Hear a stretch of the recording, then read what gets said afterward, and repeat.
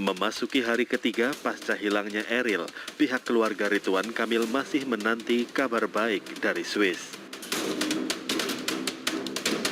Keluarga yang ada di lokasi saat kejadian menyebut Eril tidak langsung meloncat ke permukaan air, tetapi turun perlahan lewat tangga yang disediakan. Eril ingin memastikan arus sungai aman untuk adik dan kawannya yang ikut berenang. Hingga kini pencarian masih dilakukan. Pihak keluarga masih optimistis dengan pencarian Eril meskipun sudah 3 hari belum ditemukan. Sungai Are, tempat hilangnya Eril, merupakan salah satu sungai di wilayah Bern, ibu kota Swiss. Di musim panas, lokasi ini menjadi tempat tujuan wisata favorit bagi warga lokal maupun turis asing. Tim TV One mengabarkan. Hari ini, Sabtu 28 Mei 2022, Tim SAR masih akan melanjutkan upaya pencarian Eril.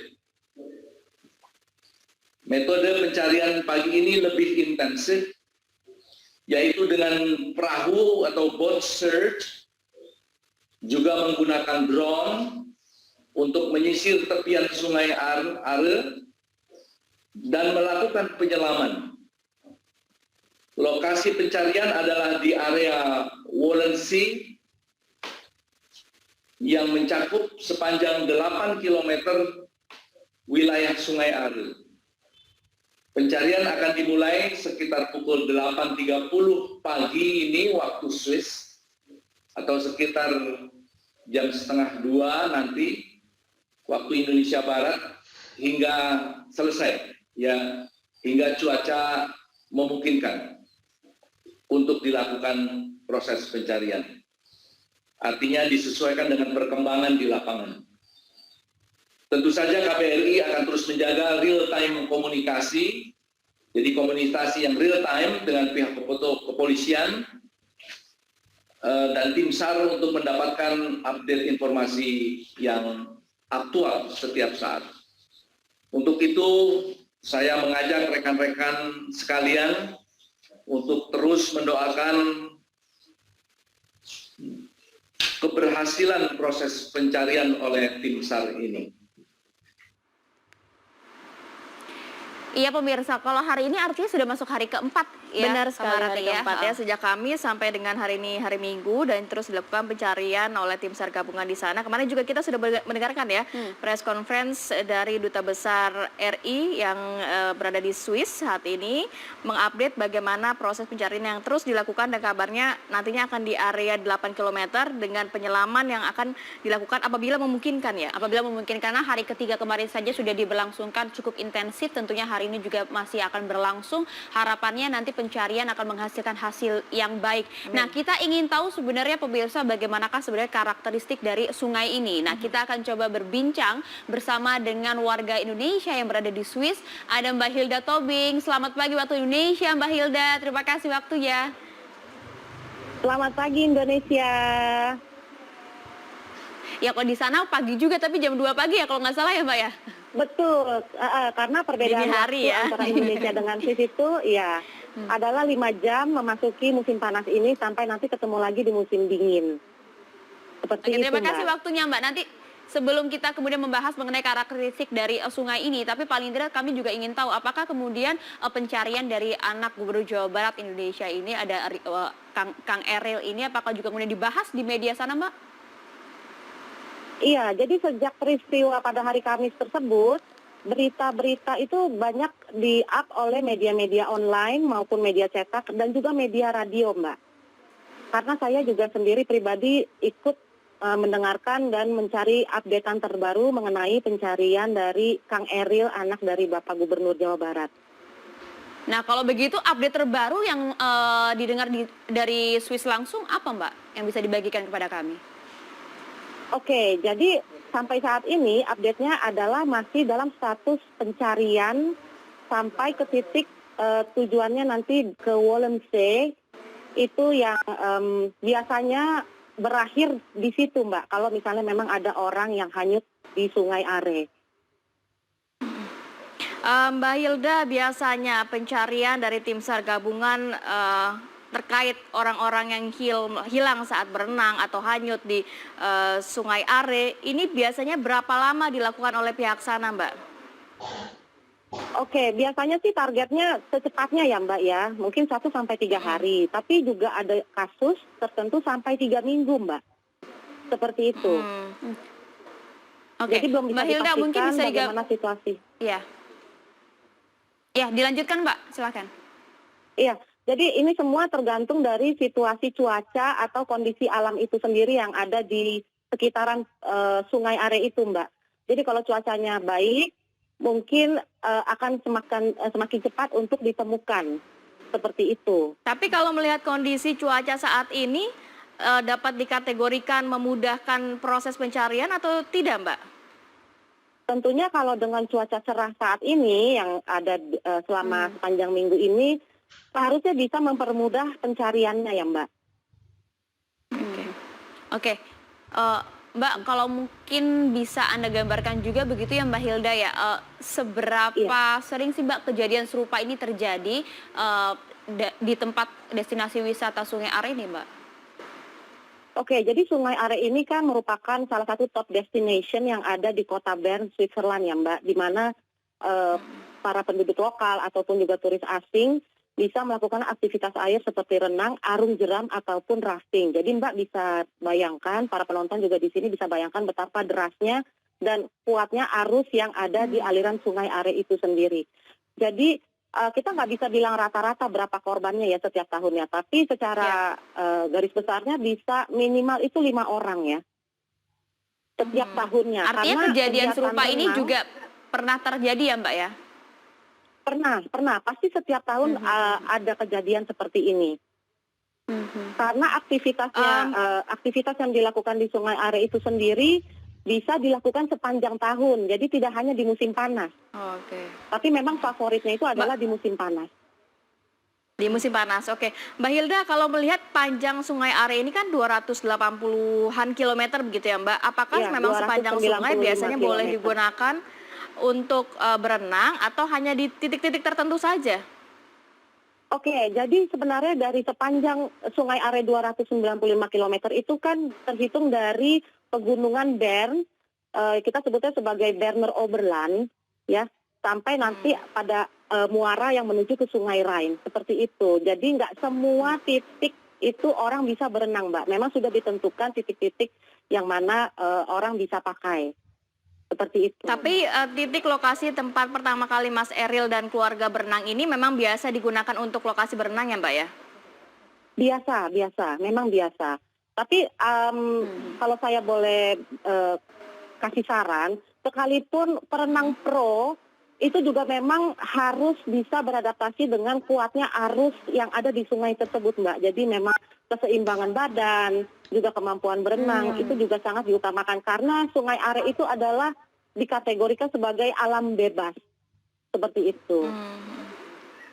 Oke, artinya memang harus yang expert gitu ya Mbak ya. Kalau tadi Mbak Hilda sampaikan ini destinasi wisata ini bisa digunakan di sepanjang musim begitu ya, tidak hanya pada musim panas saja. Tapi apakah kemudian ada waktu-waktu tertentu Mbak jika kemudian tempat destinasi wisata ini mau digunakan untuk berenang?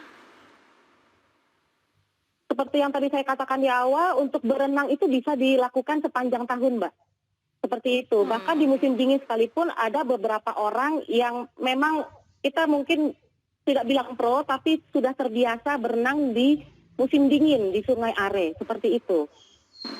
Karena kan ini juga tentu mempengaruhi suhu air di Sungai Are juga kan ya Mbak ya? Betul, karena air dari Sungai Are itu sendiri kan merupakan aliran dari pegunungan Berner Oberland. Dan memang suhunya Mbak itu Hilda, sedangkan di musim ya, silakan lanjutkan kembali Mbak.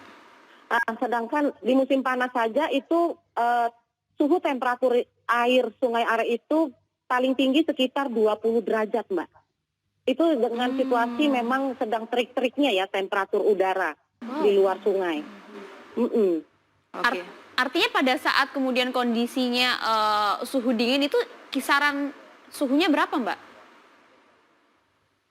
Tergantung ya. Jadi kalau misalnya di musim dingin bisa sampai 0 derajat, berarti suhu air sungai itu ya di bawah 0 derajat. Seperti itu. Baik, Mbak Hilda, mungkin di sana pukul 2 dini hari ya Mbak. Boleh informasi Iya, betul. update-nya mengenai proses pencarian. Kalau kita kan mendengar kemarin hanya sampai dengan hari Sabtu proses pencarian yang dilakukan oleh tim SAR gabungan. Mungkin sampai dengan hari ini, hari Minggu, nantinya akan seperti apa? Apakah memang ada penyelaman di sana atau tetap menggunakan drone dan juga boat atau gimana Mbak? Pastinya mereka akan menggunakan alat-alat tersebut ya Mbak, seperti drone, seperti perahu karet atau juga penyelaman. Ya, dan biasanya sih dimulainya startnya pukul 8 pagi atau 8.30 pagi ya Mbak, sampai selesai. Sampai Gitu. selesai itu dalam arti malam kah atau pukul berapakah biasanya dan akan dilanjutkan lagi esok hari atau gimana? Sepanjang sepengetahuan saya mungkin sampai jam 7 malam ya Mbak. Jam 7 malam. Oke, Itu. Mbak, Kalau juga mungkin memang bisa masih belum ditemukan, besoknya akan dilanjutkan kembali. Oh, oke, berarti hingga saat ini artinya proses pencarian tentu masih dilakukan dan juga terus diintensifkan. Mbak bisa digambarkan tidak sih Betul. Mbak pada saat-saat ini ya, pekan-pekan terakhir ini seperti apa sih Mbak kondisi di Sungai Arsy dari mulai suhunya, konturnya mungkin, kemudian juga aturan-aturan pada saat wisatawan datang ke sana untuk menikmati liburan di Sungai Ar. Oke. Jadi saya berkesempatan datang ke Sungai Are itu pada hari Jumat pagi jam 9 pagi ya. Aktivitas yang terlihat di sana masih sepi karena biasanya orang akan datang di atas jam 12. Karena memang mataharinya itu mulai maksimal di atas jam 12 siang. Jadi mereka banyak kegiatan berjemur atau juga misalnya memang untuk anak-anak dan orang dewasa yang tidak mau berenang di Sungai Are, mereka bisa menikmati fasilitas kolam renang yang disediakan pemerintah setempat. Seperti itu. Dan untuk kontur dari sungai itu sendiri adalah sungai yang penuh dengan bebatuan di dasarnya. Dan kedalamannya itu bisa sampai mencapai 400 meter. Seperti itu. 400 meter ya Mbak ya? Iya, 400 meter. Tapi memang tidak 400 meter secara lurus ya. Ada naik turunnya. Tapi yang titik terdalamnya itu adalah 400 meter. Dan Tapi untuk sekitar suhunya Sungai Are sendiri- itu apa Mbak? Sekitar Sungai Are banyak juga mungkin hutan-hutan atau pohon-pohon. Apa yang bikin Betul, jadi- challenging di sana begitu Mbak? Sebenarnya yang bikin challenging itu bukan pohon-pohonnya ya, tapi yang bikin challenging itu adalah arus kuatnya yang ada di bawah air, tekanan airnya itu. Jadi memang orang yang berenang di situ disarankan selain bisa berenang, juga bisa menyeimbangkan keseimbangan tubuh dengan perjalanan arus itu sendiri. Jadi ibaratnya kita mengikuti arus aja, nggak usah berenang yang secara profesional. Seperti itu. Tapi untuk berenang, tadi kan Mbak mengatakan agak susah kalau bisa mungkin orang-orang profesional juga mengalami kesulitan Iya. gitu. Kalau kita melihat Betul, sebenarnya airnya cukup jernih ya Mbak? Atau sebenarnya ada air-air yang keruh juga yang menyulitkan perenang-perenang itu untuk berenang di sana? Iya, karena informasinya kan airnya cukup keruh karena ada lelehan salju di musim ini ya Mbak.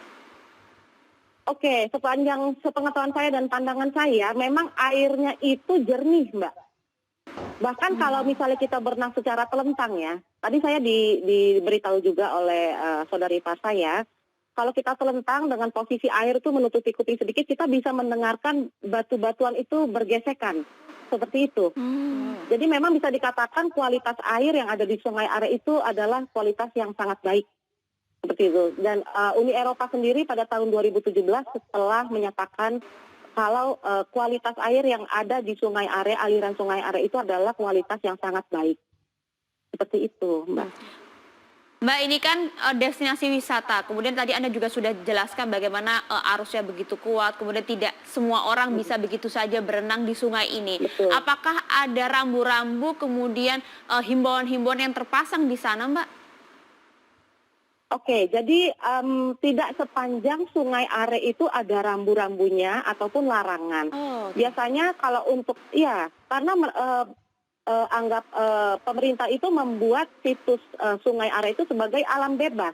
Jadi apapun kegiatan yang dilakukan di Sungai Are itu menjadi tanggung jawab tiap individu yang melakukan aktivitas air di dalam Sungai Are.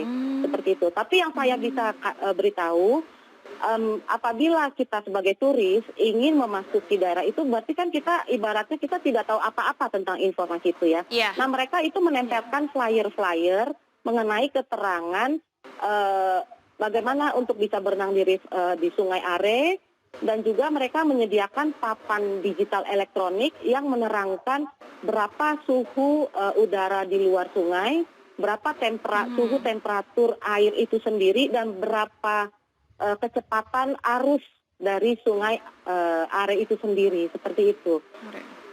Nah, ketika Mbak Hilda, saya ke sana dan- hari Ya. Mhm. Ya. Maaf, Jadi ketika silakan, Mbak. saya oke, baik. Jadi ketika saya hari Jumat pagi ke sana, pada pukul 9 pagi itu statusnya adalah suhu udara di luar itu sekitar hampir 20 derajat ya, saya agak lupa. Dan suhu air itu sendiri sekitar 14 derajat. Jadi bisa dibayangkan itu dingin ya buat kita. Makanya di papan peringatan atau di flyer yang ada disediakan di pintu masuk itu, mereka mengatakan beberapa larangan seperti jangan masuk ke dalam air secara langsung ketika temperatur badan kita lagi panas. Seperti itu. Karena kan biasanya kalau yang kita bisa lihat ya di film-film atau di YouTube seperti itu, biasanya orang tuh panas buka baju langsung nyebur kayak gitu. Nah itu sebenarnya dilarang gitu. Dan juga untuk Jadi memang himbauannya sudah cukup jelas ya, Iya. Mbak Hilda di sana, dan juga Himbauannya kabarnya sudah juga ada cukup polisi jelas. sungai yang selalu memantau wisatawan maupun turis lokal yang memang berenang di Sungai Are ini ya. Baik, terima kasih banyak Mbak Terima Hilda kasih, Mbak sudah Hilda. berbagi informasi Terima kasih, pada dini hari Mbak tadi. Maria, Mbak Selamat Asri. beristirahat kembali.